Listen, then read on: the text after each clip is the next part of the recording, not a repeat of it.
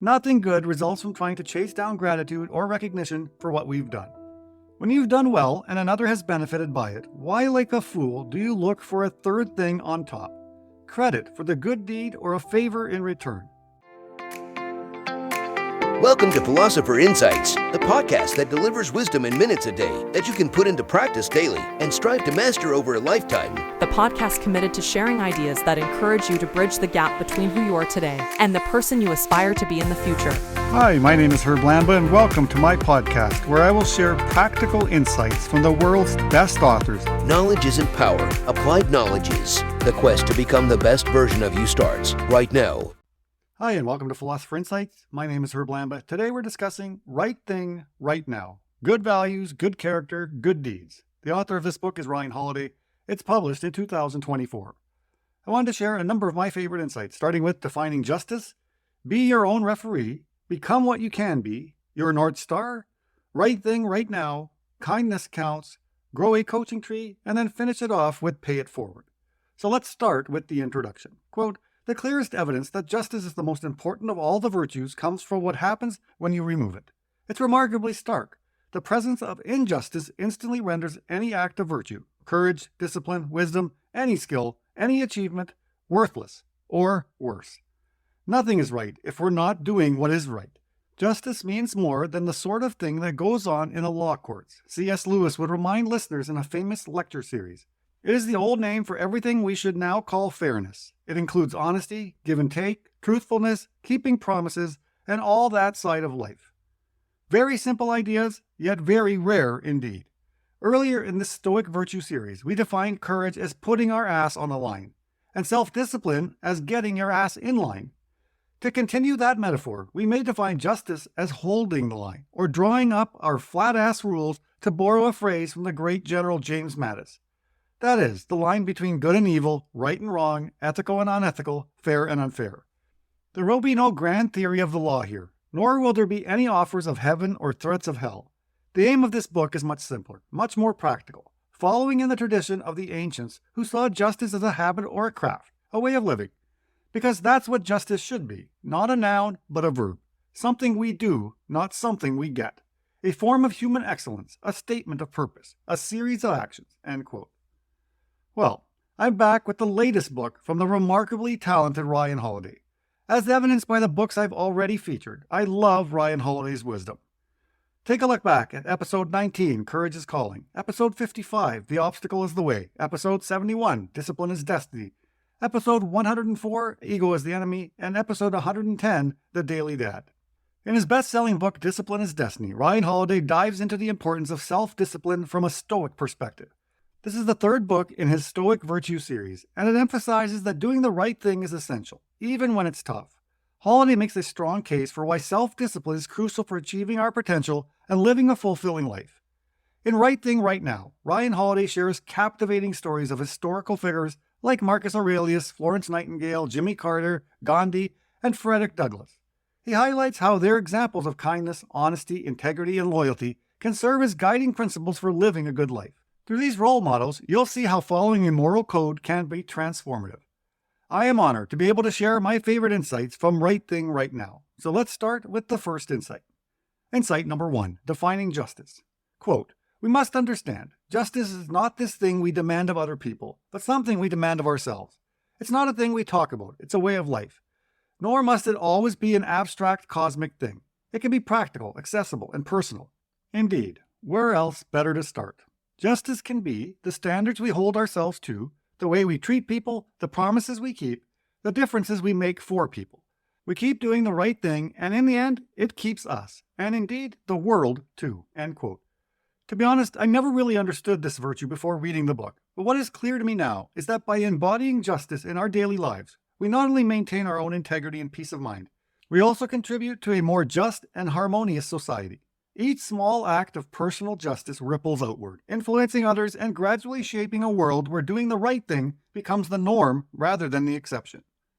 Insight number 2, be your own referee. Quote, "Letting the cashier know that they forgot to ring you up for something, letting the customer know that you overcharged them, pointing out to the ref that they made the wrong call to your advantage. It's not free to do this, but freely paid.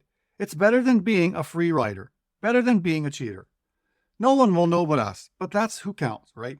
That's who you have to look at in the mirror at home. It doesn't matter if you get away with it because that doesn't get you anywhere. It doesn't get you anything worth having.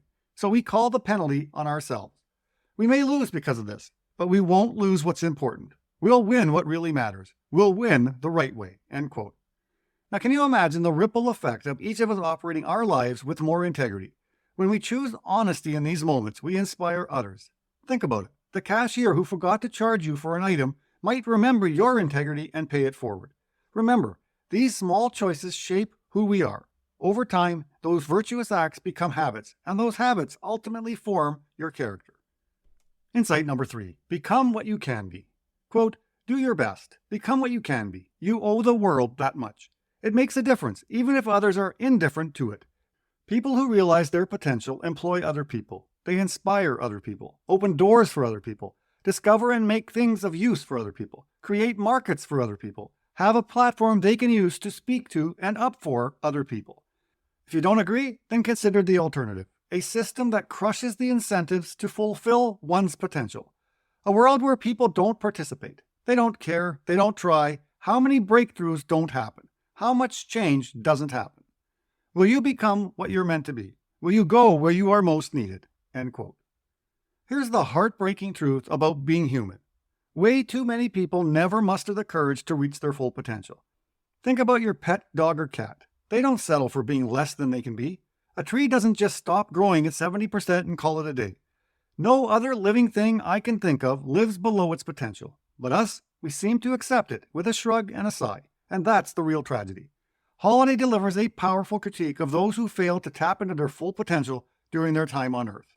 Quote, "They could have done more. They could have been more. They wasted their gifts." End quote. Wow. It's no wonder the levels of depression are skyrocketing because in general, people are failing to make progress towards meaningful goals. I believe it's definitely worth exploring things that others won't expect from you, even things you might not have thought were possible for yourself. Insight number 4, your North Star. Quote, "Discipline can feel constraining, like it's telling you what you can't do. Justice is something different. It is the ideal to aspire to, something higher to aim at. That's what a North Star is, something to reach toward, something beyond the horizon, lifting our gaze up instead of down. It cuts through the noise. It solves the dilemmas. Of the cardinal directions, justice is just clearest. It points us north, shows us where to go. The weather will change, but the stars do not." End quote. Now, money might seem like an easy go-to, but let's be real. It's a pretty lousy North Star. If you don't have a better guide, it's tempting to chase after money, but that can lead you down the wrong path. Ego, power, and dominance might help you climb the ladder, but they can also throw you off course. They have a sneaky way of corrupting your values and steering you away from what really matters. So let's aim higher and find something more meaningful to guide us. Quote, "Are we going to be perfect? Get it right every time? Doubtful. We will lose our bearings in this life. We'll be tempted off path. But when we falter, when we get lost, we can look up at that celestial point. We can check in with our conscience." End quote. Insight number 5, right thing, right now. Quote, "We often know what the right thing to do is. The problem is the timing. Is this the right opportunity, the right moment? To a person of integrity, though, the right time is obvious. Discipline is so often a battle against procrastination, but justice can be too. We don't want to do it because we know it's going to be hard, because we know there will be costs, because we have other priorities too. The tricky thing is we don't have to tell ourselves we're never going to do it. We can just tell ourselves a more comforting lie instead. I'll do it later. I'll do it when I'm more secure. I'll do it when it really counts." End quote. Well, I've never jumped out of an airplane, but I can see how it may work as a great metaphor here. Picture this. You're standing at the edge of that plane, heart racing, adrenaline pumping. The longer you linger there, staring down at the clouds, the more your mind starts playing tricks on you. Suddenly, all of those brave thoughts you had just moments ago start to fade away, replaced by a parade of excuses. What if my parachute doesn't open? What if I land in a tree? Before you know it, that courage you felt is gone, and you're just left standing there frozen. The more we think about taking a leap, whether it is a big life change or just trying something new, the more our brains can talk us out of it. So the trick? Don't overthink it. Sometimes you just have to jump. Quote, "We'll have to pay the price at some point, so let's start making the payments. Not later, but right now." End quote. Insight number 6, kindness counts. Quote, "Kindness is the form of generosity we can always afford. It doesn't matter how much money you have, how much power you have, or how little. Nothing is stopping you from being generous in some form or some way. How are you doing? Do you need anything? Great job. I appreciate you. These are expressions of generosity that don't cost a thing. To whom much is given, much is expected. And we have been given so much. Each of us. All of us. What will we do with it? Who will we help? What will we give? End quote. You know, that's the thing we all say we want more of in the world, but sometimes forget to dish out ourselves. Here's the truth. Kindness is like the ultimate form of generosity that doesn't require a trust fund or a corner office. You don't need a yacht to be generous with your words. You don't need a private jet to share a smile. You just need a little bit of heart and a willingness to use it. How often do we hold back on those simple acts of kindness because we're too busy or just too distracted?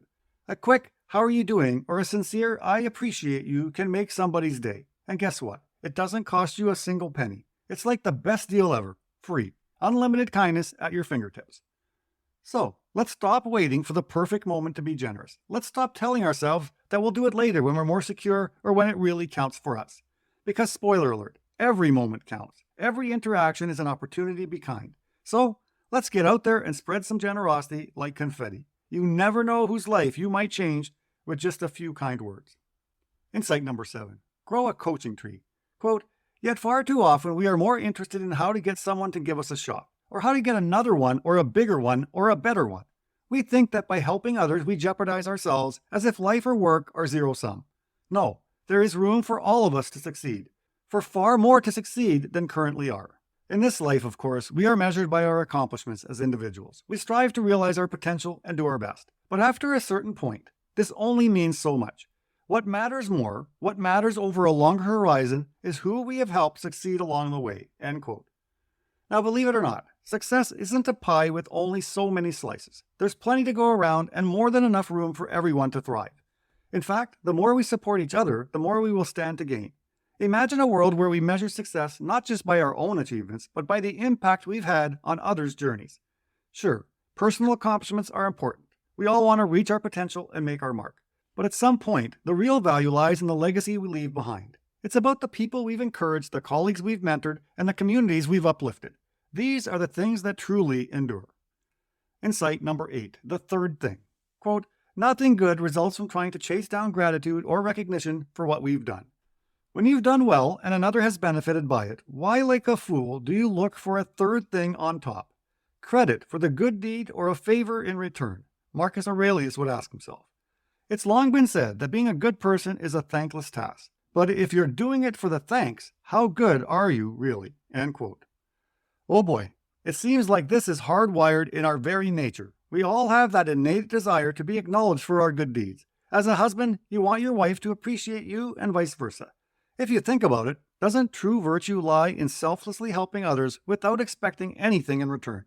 You see, the essence of being a good person, according to Stoic philosophy, is to perform good actions because they align with our nature and societal duty, not because they bring us fame or reward. Insight number 9, pay it forward. Quote, "We don't have to be the leader of some enormous movement to leave the world better. We can help one person. We can be generous. We can be loyal. We can keep our word. We can refuse to give up on somebody. We can be an ally. We can forgive." End quote. Now, I think it's very easy to underestimate the power of one individual by assuming one person doing one nice thing for another doesn't really make a difference. Not true. Each of these actions contributes to a larger movement of positive change. While they may seem small individually, collectively they can lead to significant societal shifts. When people see the benefits of these actions, they are often inspired to emulate them, thus paying it forward. This creates a cycle of kindness and support that can lead to a better world, one action at a time. Quote, "Because just as we, now living the better life, mattered to someone a long time ago, it should matter to us how the future generations live. We have to plant trees for them. We have to start processes to carry the fire, to light a procession of torches that will continue on after us. Maybe the bridge won't be finished in our lifetime, but this work of a lifetime is also the work that gives life meaning. Having been coated with the stardust of so much goodness, it's our duty and our joy to sparkle others with it too. The future depends on it." End quote. By investing in the future, we empower the next generation to build upon our efforts, innovate, and address the challenges of their time. This creates a legacy of continuous improvement and hope. Each of us is called to embrace our roles as stewards of the future, recognizing that our actions today lay the foundation for tomorrow. By planting trees, carrying the fire, and spreading goodness, we contribute to a legacy that transcends our individual lives, ensuring a brighter, more connected future for all. That wraps up the insights I wanted to share from yet another remarkable book by Ryan Holiday. I have a deep appreciation for his writing, particularly the extensive research that underpins it. His books not only impart valuable life lessons, but also provide a wealth of knowledge about some of history's most influential figures and their transformative contributions to the world. Until next time, stay curious and keep embracing the wonders of knowledge. Talk to you soon. You've been listening to Philosopher Insights with your host, Herb Lambert. If you enjoyed this episode and you'd like to support the podcast, please share it with others, post about it on social media, or leave a rating and review. Thanks again, and I'll see you next time.